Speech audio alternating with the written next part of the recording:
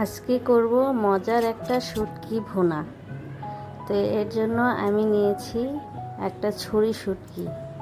আসসালামু আলাইকুম, কেমন আছেন সবাই? আমরা আলহামদুলিল্লাহ আল্লাহ তাআলার অশেষ রহমতে ভালো আছি।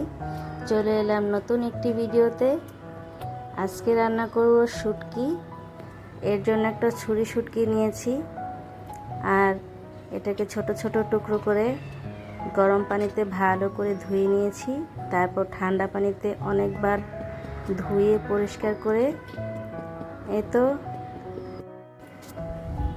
এটাকে আমি একটি ছেঁচুনি দিয়ে ছেঁচে নিয়েছি। আপনারা পাটা পোতার মধ্যেও ছেঁচতে পারেন।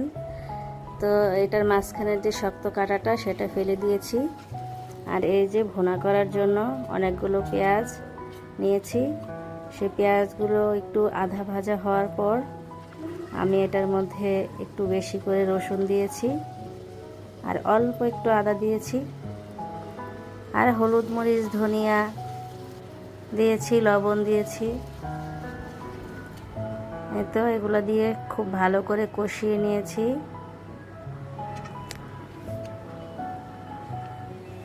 এই শুটকিটা আমি এই প্রথম রান্না করছি।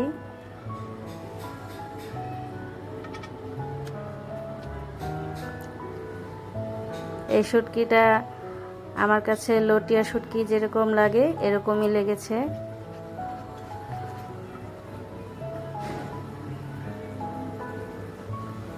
এই তো দেখছেন, একটা বোম্বাই মরিচ নিয়েছি।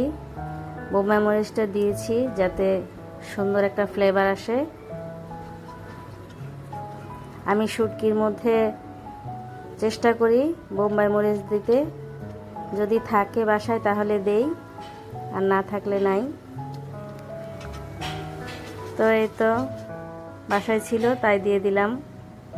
এবার ছেঁচে নেওয়া শুটকিগুলো দিয়ে দিয়েছি।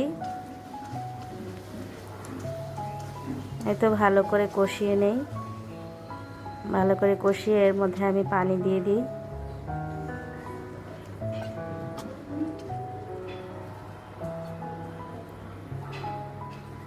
এই যে আমার শুটকি প্রায় হয়ে গিয়েছে। এটাকে অল্প আর একটু শুকনা শুকনা করব। আর এর মধ্যে আমি দিয়ে দিলাম বিলাতি ধনিয়া পাতা।